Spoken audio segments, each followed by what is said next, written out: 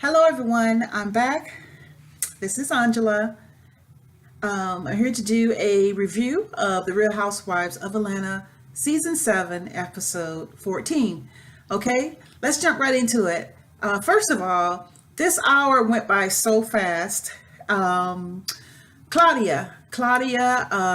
is playing the victim right now. It's kind of like she's switched over to the old self of the old Kenya before the new Kenya is so happy now, and she's crying and she's playing the race card game. You know, she's biracial, and she's always had the struggle and a hard time to make friends because she's part Italian and part black. But come on, Claudia, lots of people are mixed. We are in the United States of America.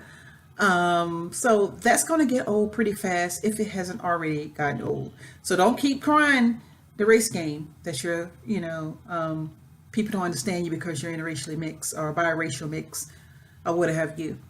So that's pretty old. And Claudia, she's talking about Porsha. I truly believe that you two are so much alike too. You guys are so far apart. I'm kind of thinking that you're kind of jealous of Porsha now and the things that she has, the materialistic things. Although Porsha thinks that, there are blessings from God, which there are blessings from God, but other women, I just want to point out, other women are blessed other ways by God. It's not always materialistic things, Rolls Royce, $80,000 purse or whatever. You're blessed in other ways by God. So just because you're blessed one way, Porsha, doesn't mean another woman can't be blessed another way. She may not have the car that you have, you can drive at a $80,000 purse, but I'm pretty sure, God still will show her favor. Okay, right off the bat. So, like Claudia playing the victim and everything. Okay, what else we have? Peter found out some news, some hot news he received from Apollo. And Apollo accuses Phaedra of cheating on him, and Peter could not wait couldn't wait to get to Cynthia, to let Cynthia know, because once he let his wife knows this information, that the rest of the cast members and anybody else in the community will know just like that, via way of Kenya probably. Just saying. So Peter gives Cynthia the news that someone named Mr. Chocolate, by way of Apollo telling Peter that Phaedra has been cheating on him because she left her phone there, and he picks up her phone, he's reading all these texts, and it sounds like she's had sex with someone, and she's calling Mr. Chocolate. I mean, that right there could be a lie, because Apollo is a professional criminal, repeat offender. So anybody can take your phone and send fake texts to them, fake pictures, Photoshop, etc. So I don't even believe that Phaedra was cheating. But anyway, Peter couldn't wait to get the news to Cynthia. He tells Cynthia, and she's going, "Oh, Phaedra's cheating with somebody named Mr. Chocolate." Like I said in my last video, just because it says Mr. Chocolate, and if it is true, I mean, it doesn't mean he's Mr. Chocolate, but if he is a Mr. Chocolate, it sounds like another African coming on the scene in the RHOA. All these black African princes everybody's running into with all this money. Anyway, Peter told Cynthia the hot news, and from there, and the way Peter was just telling her, bit by bit, point by bit, it just sounds like Apollo was telling her, make sure you tell your wife this, and this, and that, so we can get this lie out on her. I don't know. But Peter told Cynthia a mouthful, step by step. He didn't miss a beat in telling her. And Cynthia is like, oh my gosh, she's the one that's always saying, things about other gals, about cheating and having no husbands and blah, blah, blah. Saying that about Phaedra. So anyway, that's that scene. So it was spilled out by Peter. So from there, where Cynthia is going with that. It's going straight to Kenya. Okay. So getting right to Kenya. Kenya's still writing her playwright. It's called as Life Twirls On. So she calls up her assistant Brendan, saying she needs some plots, some kind of props, and he comes up with a dildo, and she runs to get the red dildo, and she points it in their ear and all that stuff.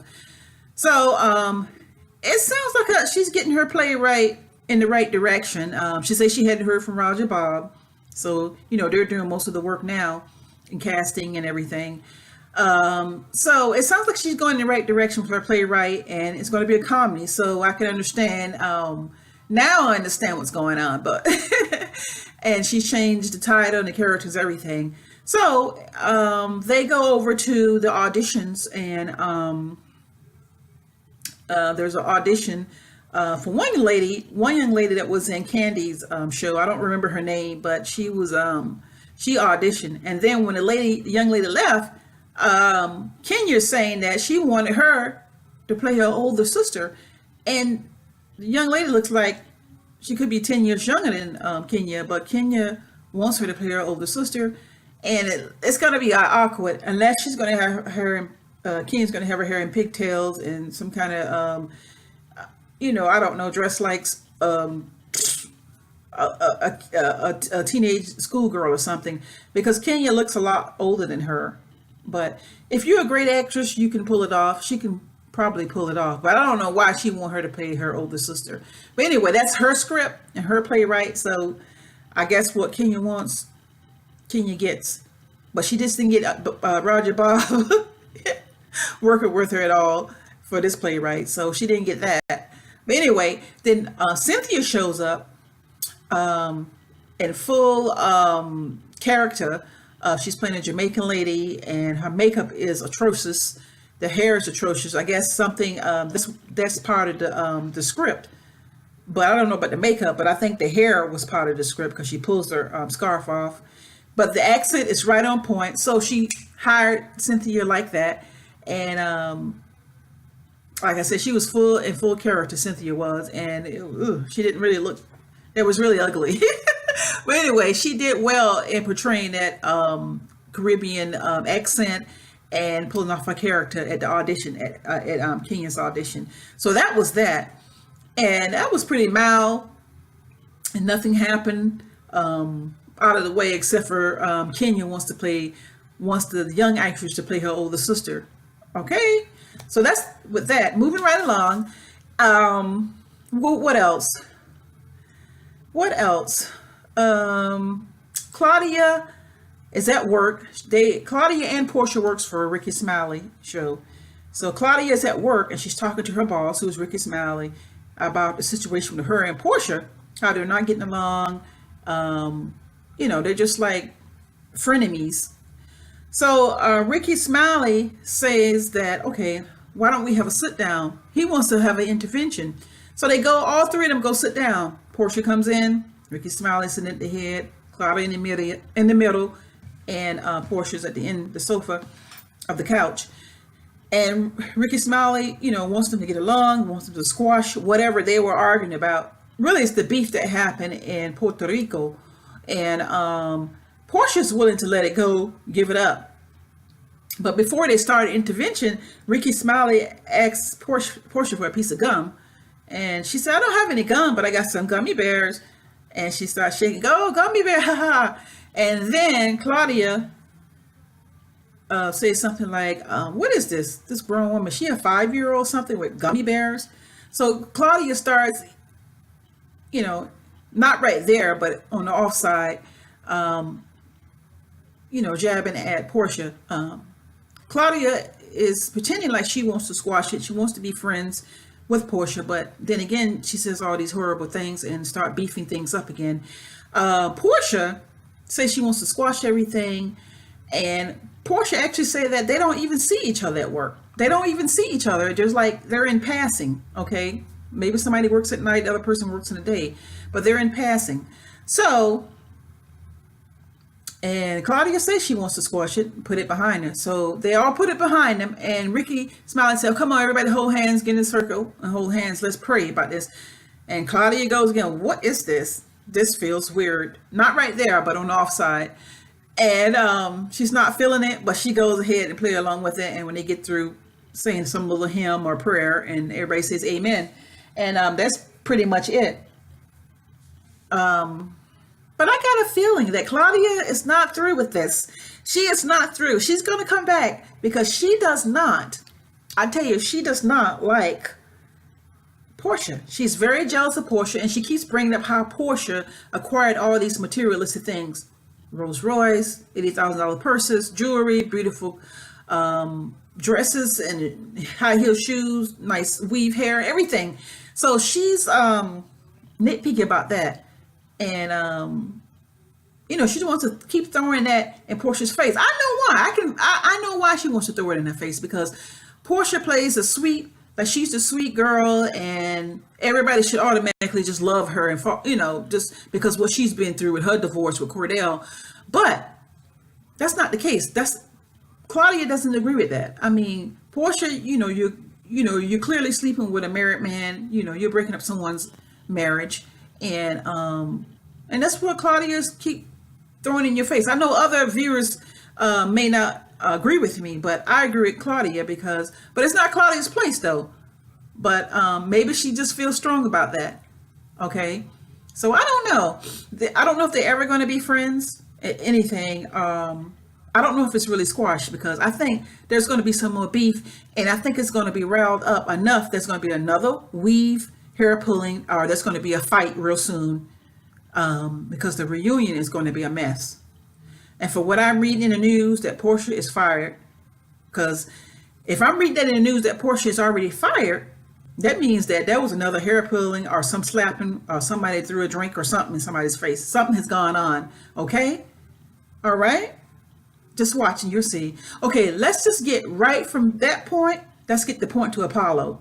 11 minutes and 55 seconds here.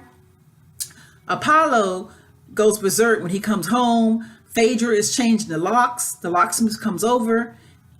He said, "What do you want me to do? Why you change the locks?" She say, she wants to change all the locks of the doors because Apollo is going to prison.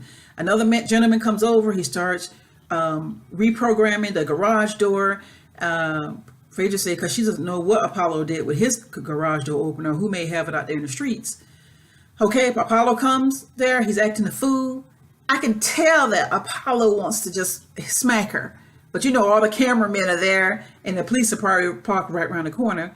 And I'm sure Phaedra had the police on speed dial. I mean, Apollo goes crazy. Would you get my clothes out the washer? Get my clothes out the dryer? And she's saying, what clothes? He's saying, my clothes. Oh. And then he goes, oh, your boyfriend's clothes. So Apollo leaves. Finally, he leaves, right? Apollo comes back to the house. He left, got in his BMW, left, because his best friend, Phaedra told him best friends were in the woods. And Phaedra said, come on, Bun, come get your friend. So Bun comes over there and talks to Apollo, and Bun gets on his motorcycle, and Apollo gets in his very nice white Beamer, and he drives off. 2 minutes later, Apollo comes back, runs in the house, grabs a drill, electric drill, goes back out into the garage.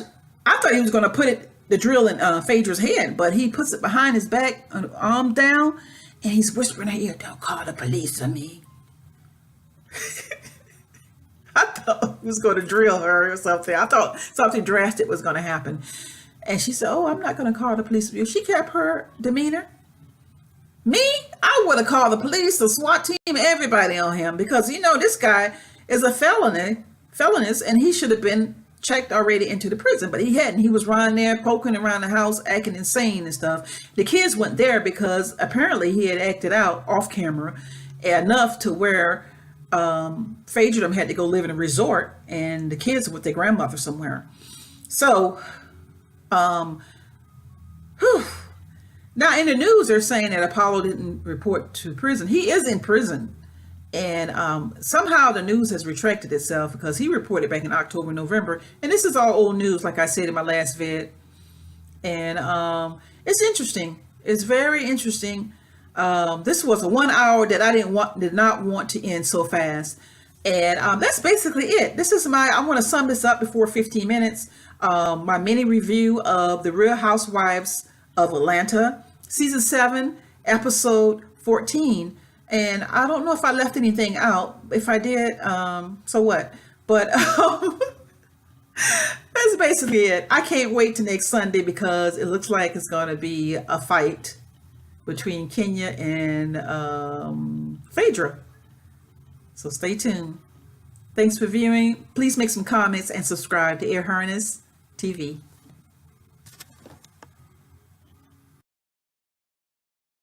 About Kandi Burruss and Todd Tucker. Looks like Kandi returned from a trip. They were shooting a film, some film she was in LA, I believe.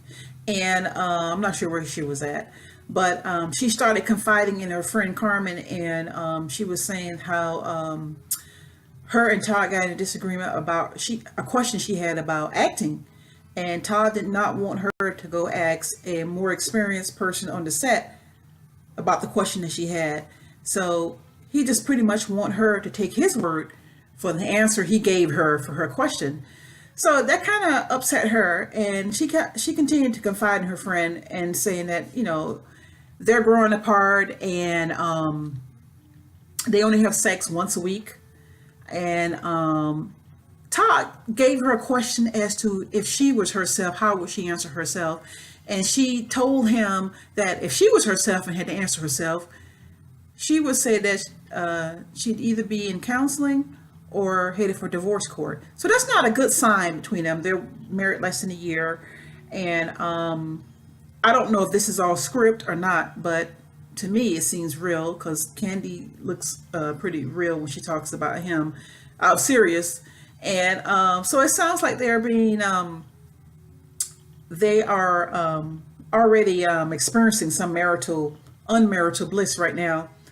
I mean, she just said that they have sex once a week, and she has to initiate it. And he's also wanted to hang out more with his friends more and not just hang around her that much, because, you know, Kandi is pretty clingy towards Todd.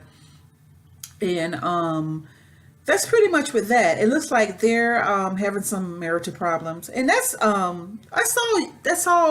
nothing new. I mean, that's common in the first year of marriage. But there is also some sort of bad luck when a couple makes a movie together or does reality shows together. They seem like they always break up. They move far apart. It's like a curse of the reality show, mainly. If couples, because they got married, reality show now, they film it every day of their life, and their business is open up to everyone. So they may want to consider, already consider marriage counseling. I would think so. So that's the end of my review. I pretty much think that I don't think Todd is cheating on her. I just think that the marital bliss is over. Personally, that's what I think. Okay? Thanks.